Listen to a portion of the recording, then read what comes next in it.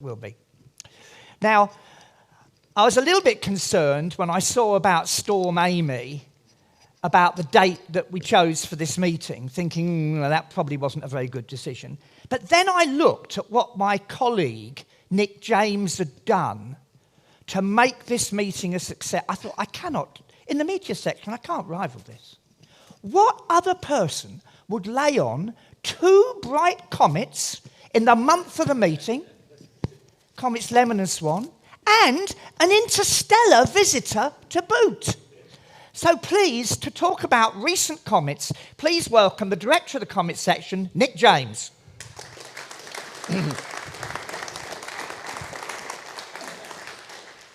Thank you, John. Can everyone hear me okay? That's good. John's right. It's quite amazing that this meeting was planned about a year or so ago. And I'm really grateful to the Astronomical Society of Edinburgh for hosting us. It was planned about a year ago, and we had no idea that there were going to be 2 really nice comets potentially visible to us over the next month or so. So I'm going to talk about the original title of this talk, or the actual title of this talk is Recent Comets, but actually it will include some of the ones that are coming up. So Janice asked how many of you are BAA members. I know some of you are not BAA members, so I'll just explain a little bit about the way that the BAA works. So the BAA has a number of different sections, observing sections, for all sorts of different astronomical objects. Historically, most of those sections are actually for things in the solar system, planets, asteroids, comets. But we also have a variable star section, and we have the variable star section director here as well. And they basically cover most of the rest of the universe. And that is until now, or until recently, because the Comet section can now start to claim to be covering things from outside the solar system as well. As John said, we now have our 3rd example of an interstellar comet. So that's a comet that formed in another star system that's coming through our solar system. So I always think, that video that you showed, Neil, was fantastic, and I want one for the Comet section, but I always think we are really lucky as astronomers, because we just see the most amazing things. You know, we're going to have the opportunity in the next few months, through a telescope, to be able to see an object that was formed in another star system, moving through our solar system. Not many other hobbies give you the opportunity to do that. Anyway, in the 30 minutes I've got, I'm just going to talk a little bit about the Comet section, what we do, and some recent comets. Yeah, if I could have the lights down as far as possible, please. So we've got a web page with a picture of me incognito in the top there, which is a good place to go to sort of start following up on things comet-wise. We produce a publication called The Comet's Tale, and this is the most recent one. We're hoping to produce another one in December, so this one came out in June.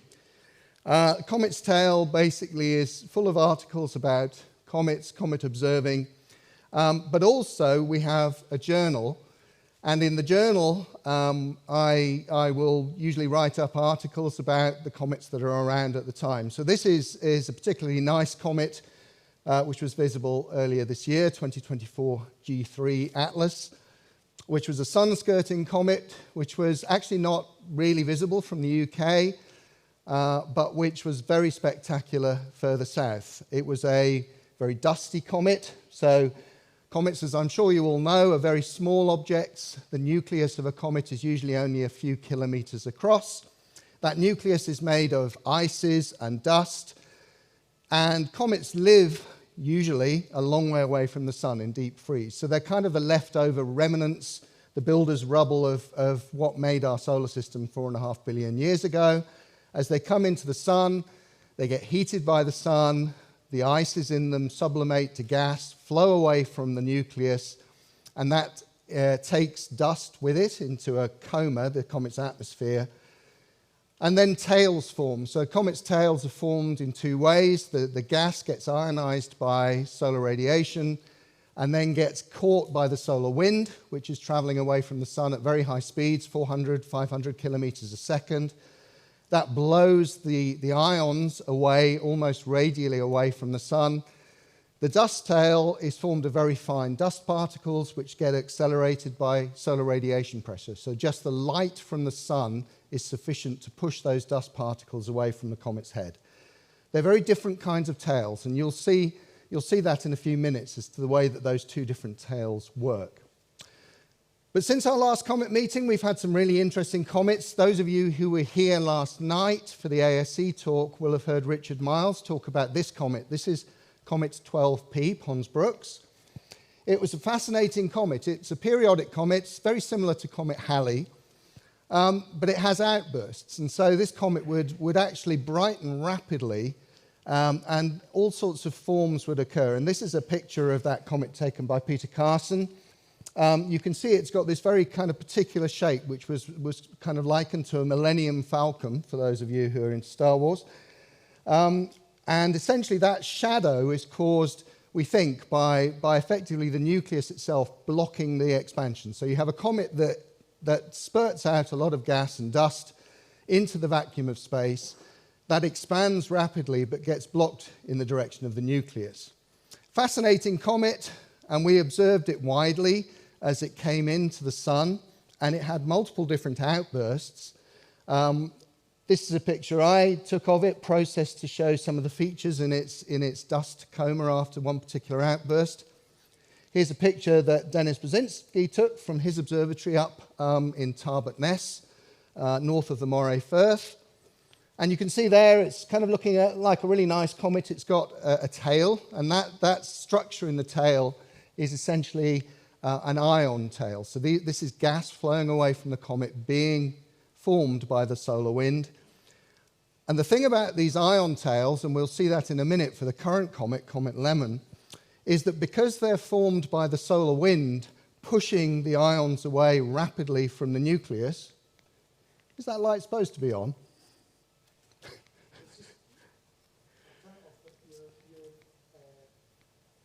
I don't mind if people can't see me in the video, it's the screen, and yeah, thank you. Ion tails are very dynamic because they're caused by the solar wind. The solar wind is very gusty. In fact, before we had spacecraft in the solar system, comets were really the only way that we had to see what the solar wind was doing. And with suitable image processing, you can actually process sequences of images to actually show motion in the solar wind. So this is an example for 12P, where you can see here, I think the pointer works, you can see around the head of the comet, you can see as the ion tails are being compressed as the solar wind flows past the comet. But the thing that was really interesting about this comet was these outbursts. And we ran a program within the BAA Comet section to measure the brightness of this comet. Now, measuring the brightness or magnitude of a comet is potentially quite a hard thing to do. Unlike variable stars, which are nice point sources, comets are fuzzy blobs, and so you have to decide how big an aperture, an area that you want to use to measure the magnitude of a comet. And there are multiple different ways of doing this. The total magnitude of a comet is essentially you look at the comet and you try and work out where the coma finishes, which is quite a hard thing to do. Jonathan will be talking a little bit about this later on. And part of the problem with it is it's highly dependent on sky conditions, the instruments that's being used, the observer. And so that kind of measuring the magnitude of a comet, even though it's actually telling you a lot about the physical performance of the comet, actually leads to a lot of scatter on the magnitude estimates. You know, a variable star observer would be horrified by the fact that, you know, we can have visual observers estimating the magnitude of a comet and get difference of 2 magnitudes in the estimate. Variable star observers, visual ones, you know, estimate to 1/10 of a magnitude. But they have a much easier job than comet estimators do. Well, we estimate to 1/10 of a magnitude too, but there's large scatters. One way of getting around this is that you can define the aperture that you use to measure the brightness of the comet. And we do this in the comet section with a standardized aperture of 9 arcseconds radius. That means we're only really measuring the brightness of the comet right at the very center of the coma. So it's not directly related to the physical performance of the comet. But what it does allow us to do is get very small scatter between different observers with different equipment and different sky conditions. And that allows us to see outbursts very clearly, even quite small outbursts. This is the light curve of 12P. You can see on its way in, it had multiple outbursts. On its way out, it only had 2, and one of those was pretty puny. So it's interesting to speculate why this comet outbursts so much on the way in, but doesn't outburst on the way out. But this is an example where amateur data that we collected over a period of a year or more prior to the perihelion of 12P was used by a professional in a paper. So this is a paper by David Lewitt and Jane Liu on outbursts of 12P. And this paper, they relied extensively on the database that we had collected in the BAA as observers of this comet. So you can observe comets, they're beautiful, wonderful things, but you can also, with amateur-sized telescopes, you can get really good science on comets, which is used by professional observers.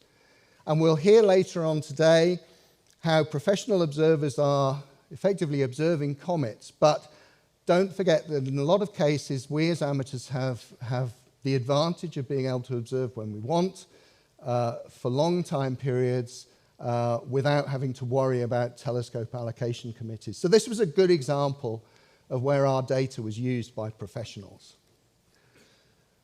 Richard Miles yesterday talked about this comet, 29P Schwarzmann-Wachmann, which also has outbursts. In fact, it is a very different kind of comet to 12P. 12P is in an elongated orbit where it comes back to the sun every 70-odd years. 29P is in a circular orbit just outside of Jupiter's orbit, and so it's visible all the time when it's not in conjunction with the sun. And Richard runs a very successful program within the Comet section to measure the inner coma magnitude, so using similar techniques to the ones that we've used for 12P, to look for outbursts. And 29P is an absolutely fascinating object. Richard has come up with a theory as to why these outbursts happen. And I think it'd be true to say there's a bit of tension between Richard's theory and the theory that's currently held by professional observers. And I would really like to get David Jewett and Richard Miles in the same room to debate these theories. But the key thing is collecting the data and the fact that that data is being used. So coming on to some more recent comets. This is the kind of comet that we in the Comet section get very excited about. So not these things with big tails and stuff that everyone images, but stuff that's around 18th magnitude and doesn't look very exciting at all. This is a Peter Carson picture of a particular comet, indicated between those 2 yellow lines, otherwise you wouldn't actually see it as a comet. It doesn't look like very much, does it? But this is a comet called 2023 A3 Shuxinshan Atlas.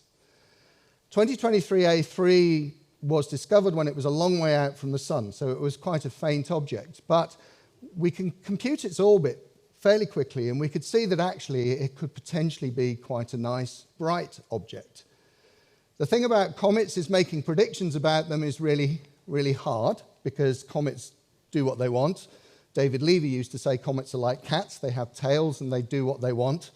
And that's true. Comets do what they want. And so trying to predict how bright a comet will be when it's a long way from the sun, based on magnitude estimates over a short period of time, is a complete mug's game. But it turned out that this comet actually behaved really well. But again, we used our inner coma measurements to actually measure the light curve of this comet. And you can see it's a very odd-shaped light curve. So it brightens up, and then it sort of stopped brightening here and started fading again, and then it brightened up a lot again. And at this point, where it started fading, all sorts of people got very worried that this comet was actually not going to perform the way that we thought it would perform. And in fact, there were some professional observers. In fact, there was one professional observer who's very well respected, Sekanina, who at the time basically predicted that the comet was breaking up. Now, there are lots of people who predict comet nuclei are fragmenting, but comet nuclei don't fragment that often. And we could see from our light curve that even though it was fading here, it was a smooth fade. It wasn't the sort of thing that you'd expect to see if the comet was breaking up. So I was very, very skeptical when this paper was published, based on the data that all of our BAA observers had collected. It turns out, actually, that the main reason for this fade here is a phase effect. The comet was almost in opposition at the point it was at its brightest, and so we get effectively a phase effect on the comet's dust. It then faded, but then it brightened again. And it turned out that this comet was a really spectacular object. We predicted that it would be quite bright, and it was. And I just want to show you this.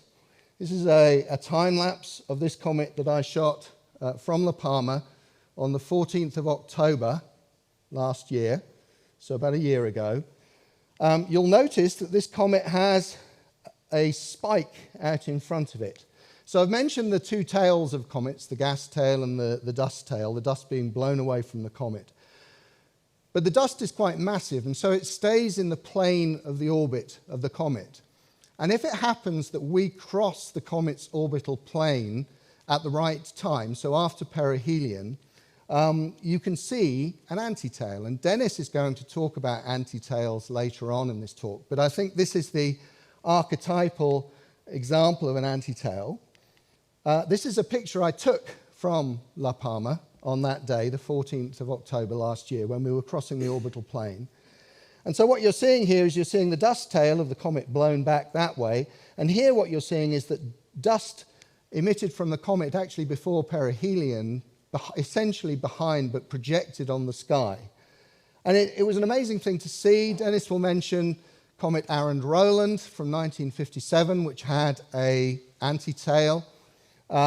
And I, ever since I got into observing comets, have always wanted to see a comet with a good antitail. There have been some fainter ones, but I've never seen an antitail with the naked eye until this example, 2023 A3. So that was a fantastic comet. And I started off talking about this comet when it was magnitude 18. This is a picture I took of it a few days ago. It's still there, but it's faded back to about 18th magnitude. So we can follow this comet. The thing that's fascinating about comets, we can follow them from when they're kind of really inactive, far out in the solar system, to when they become these amazing objects that become visible to the naked eye in the inner solar system, and then they fade away as they move out as well. So that's one of the reasons I find comets such fascinating objects, is just how they change with time, and also how you can never predict really what they're going to look like when you go out and observe. So the motto is always with comets is observe at every opportunity, because you don't know what the comet's going to be doing. We've had a couple of other nice comets. So this is the one that I mentioned right at the very beginning. This is 2024 G3, discovered again by the Atlas survey. It's a comet that is what's called a sun skirter comet. So it came to a very, very close perihelion to the sun. And cometary activity is generally highly dependent on how close to the sun the comet gets. So if the comet gets very close to the sun, potentially it can become very, very bright. But it also risks being tidally disrupted by the sun's gravity. And that's indeed what happened to this comet. This comet, a bit like Icarus, got so close to the sun that the sun ripped it apart. Now, when that happens, you get an awful lot of dust emitted into space at the same time, because essentially the nucleus is pulled apart. So you imagine you've got lots of dust emitted at quite slow velocities from the nucleus, big cloud of dust. That dust gets pushed away by solar radiation pressure.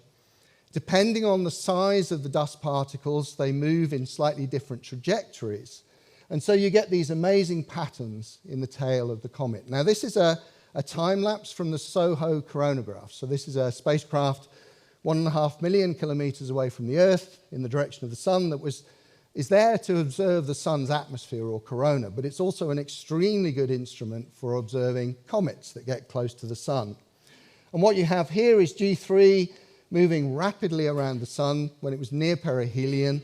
It's so bright that its head is actually overloading the sensor that's taking the images. And you can see amazing structures and features in the comet's tail here. When the comet actually started to become visible from the ground, those features were visible in amateur images. This is a picture taken by Michael Matasio from Australia, again showing amazing features in the tail, and you can see again all these striations in the tail that are all due to the way that the dust is emitted, the size sorting of the dust particles, and the periodic emission of the dust particles. This was a comet that was really well seen from the southern hemisphere, but unfortunately not visible from the northern hemisphere. It was at its best when it was too far south for us to see. But there's a person called Nicolas Lefadu who does predictions of comet tail activity, and he predicted that maybe the tail of this comet would be visible from northern latitudes, even though the head of the comet was going to be below the horizon. And he predicted some dates when that was likely to happen, and that was around about the third week of January this year. It so happened that at that time of the year, flights to Tenerife are really, really cheap after Christmas. So I booked at short notice a trip to Tenerife to have a go at photographing, imaging the tail of this comet. This is a highly processed image I got from Tenerife, but you can see here these amazing striations in the tail. So this is the tail of a comet whose head was about 7 degrees below the horizon at the time I took these images. We've had this before, and in fact, there's a famous historical comet, de Chezzo's comet, where there's a woodcut showing these multiple tails sticking up from the horizon. And this is kind of very similar to that. The thing is, you look at some of these old woodcuts and you wonder what these people were smoking when they made them. But the more comets we see and the better our imaging gets, we actually get to see a lot of the features that people actually recorded hundreds of years ago. And I did this just for fun. I took that image and I pasted it onto an image that was taken from the VLT in Chile. And you can see there how in the Chile image, the comet's head is on the horizon, the tail curves up, and then it joins what I saw from Tenerife. And when I say I saw it, I think I saw the brightest parts of those tail with the naked eye. It was about as bright as the zodiacal light, which is pretty faint. But I think, if anything else, this is a good demonstration that the Earth isn't flat.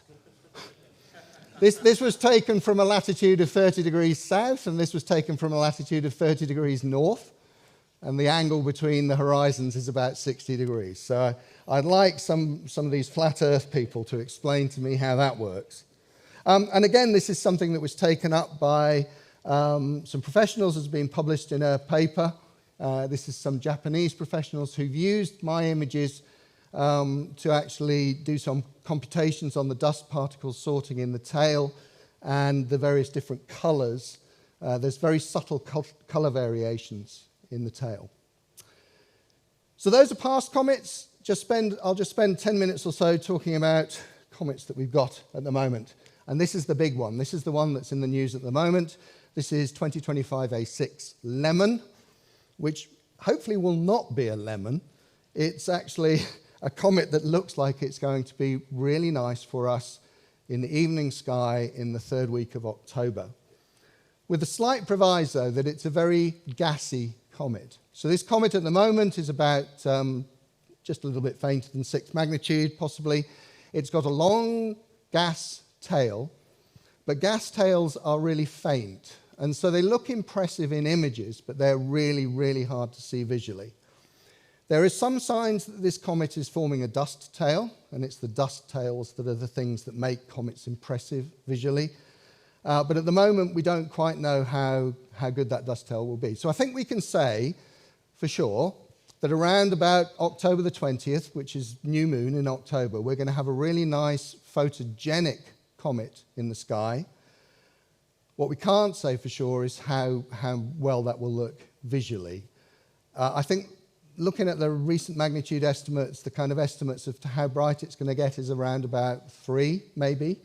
But it depends very much on how dusty the comet is and how much dust it puts into the tail for us to see how the tail will appear to us visually. although this comet is already really impressive, and one of the things I wanted to show is this. This is a sequence of images taken by Nigel Evans in Ipswich, which shows something that's often forgotten, but which is very obvious here, is that the ion tail is actually a very dynamic thing, because essentially it's being blown away by the solar wind, and that's moving at hundreds of kilometers a second. Even over short periods, even over sort of 5-minute periods, you can actually see knots of material moving down the tail. So if you take a long exposure, which is what this is, all of that gets blurred out. And one of the problems with being in a light-polluted place is that generally to get good signal to noise, you need to take long exposures. And that means that the only time you can really get really good images of ion tails is either if you have a bright comet, where you can take short exposures, or you've got fast optics. And so some of the very best pictures you'll see of this comet are taken with RASA telescopes, so very fast focal ratio telescopes. Another little problem that we have with comets is Starlink. So Starlink is a constellation of thousands of satellites in Earth orbit. They're a pain all the time, but they're a particular pain for comets, because comets are generally best seen when they're low down, near twilight, in either the eastern or western sky. And I just thought I'd show this. This is an example of wide field imaging that I was doing on Comet Lemon a few weeks ago, when a newly launched bunch of Starlinks decided it was going to cross the field. So this bunch of Starlinks, there were 24 satellites. They were following fairly close by each other. They're all in the same orbital plane, but because the Earth rotates between each one appearing, they effectively move across the image.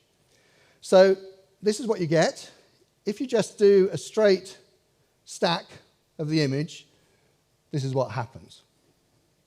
So astronomers are really concerned about the way these satellites affect imaging, and particularly us as comet observers.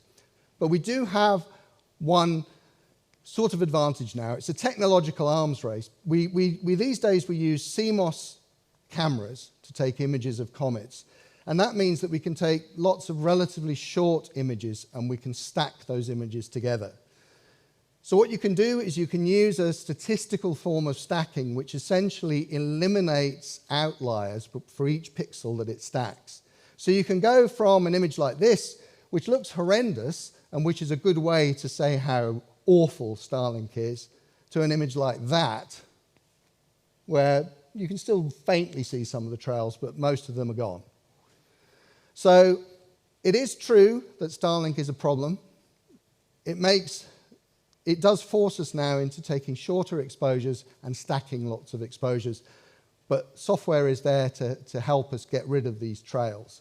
It's a shame we have to do it, but that's life. We're not going to get America to stop allowing Musk to launch satellites, and there's going to be a lot more of these in the sky over the next few years as well. So we have to learn to live with them. We've been doing this near-nucleus measurements of this comet, Lemon, and it's, again, following a very nice, smooth curve. Electronically, we can use software to try and get total magnitudes, but it's really important, I think, still to encourage visual observers to observe comets and make magnitude estimates. And here are some drawings by Paul Abel, who has been making magnitude estimates of the comet. And when Jonathan talks about his experiences as a comet observer, that will be kind of mainly as a visual observer as well. So I'd really like to encourage people to make visual observations of a comet. In particular, just actually seeing a comet with your own eyes, so seeing the photons from a comet, is a different experience to actually imaging it. And hopefully, Lemon will be a good opportunity for all of us to actually see visually a comet. Even if you live in a reasonably light polluted place, in binoculars it should be an object that we can observe. In terms of magnitudes, there's a lot of scatter, but it's kind of, as I say, predicting about third magnitude, something like that, at the end of October. This plot is just a way of trying to show how visible a comet is. What it is it's showing how high above the horizon the comet will be when the sun is 15 degrees below the horizon. The blue line there is from latitude 60 north. The yellow line, which you can hardly see, is from latitude 50 north. And it so happens that for this comet, we're at just the right latitudes to see it. Most of the time, comets are kind of best visible from other latitudes than ours, but actually we're in just the right place. So if only we could get the same weather that they get in New Mexico, we'll have a really good opportunity to see Lemon. So just quickly to conclude, some other comets that are around at the moment. This one is the one that's appeared out of nowhere. So this is 2025 R2. This was discovered coming out from the glare of the sun. Currently a southern hemisphere object behaving very strangely, but it will become visible from our latitude soon. It's currently got a really long ion tail. Where does all this stuff go? Well, we have an image archive in the Comet section, which Dennis Brzezinski, our secretary, collects images, makes sure they're formatted correctly, and we then put in the archive. So that archive is really good to have a look and see what current comets are doing. But also within the Comet section, we have a huge physical archive.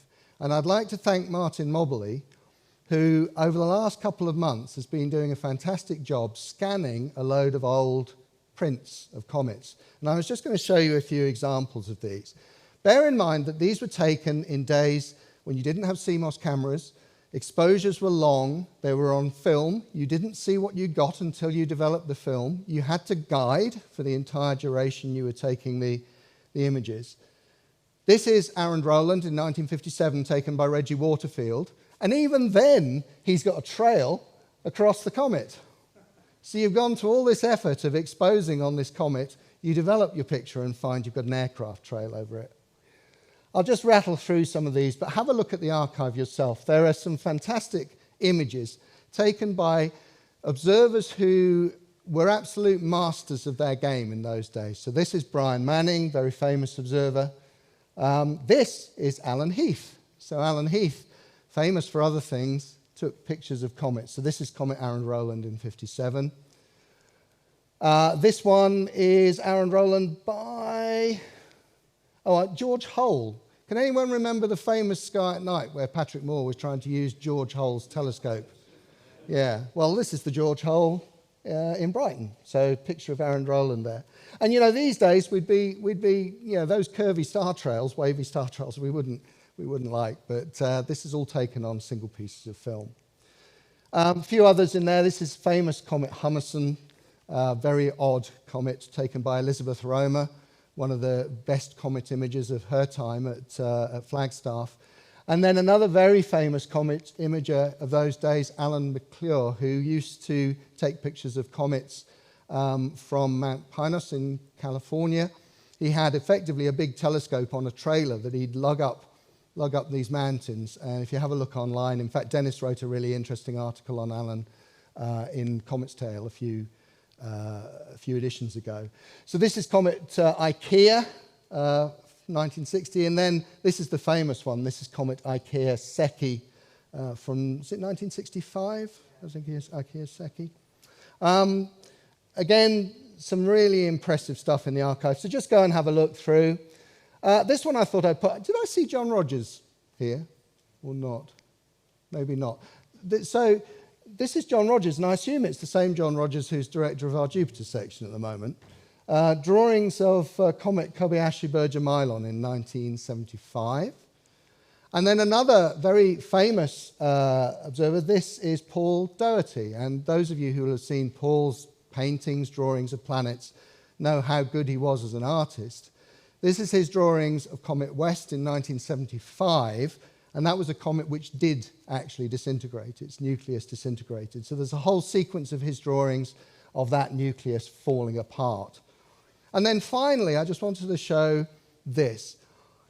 I mentioned earlier about the fact that we look at some of the old woodcuts and we think, what on earth were people doing when they made these? But in fact, as we've got better at imaging, we actually see these features. And this is an example of a drawing of Hale-Bopp. And I don't think I've actually got the name of who did it. Can you remember whose drawing that was, Martin? No. Okay, well, my apologies to whoever it was. But you can see they've drawn these shells around the nucleus. And that's something which had been seen by visual observers before. And this is an image of it showing exactly the same things on the same day. So visual observing, I think, is really, really important because a lot of stuff that in photographs and images tends to get lost in saturated parts of the image, visual observers actually see. So I'll just conclude with saying how incredibly lucky we are as comet observers with the ability to actually not just do science on these amazing objects, but to see these incredible vistas in the night sky. And this is Comet Neowise from 5 years ago. If you remember, this was during the COVID epidemic. More challenging for you guys up here because it was in the middle of the summer and your permanent twilight. But I think this is one of my favorite images of a comet ever. This is an image taken by Rob Bullen. You've got noctilucent clouds, comets, all reflected in a lake. Yeah, it was an awesome comet, really bright, and had a nice, bright dust tail. So enjoy the rest of the day. I'm going to hand over to John now to talk about meteors. And the reason this is a joint comets and meteors section meeting is because, of course, all meteors, proviso, which I'll come up with in a minute, all meteors come from comets, except for the Geminids. And except for a few other asteroid-related streams. But they're really comets. They must have been comets at some time in the past.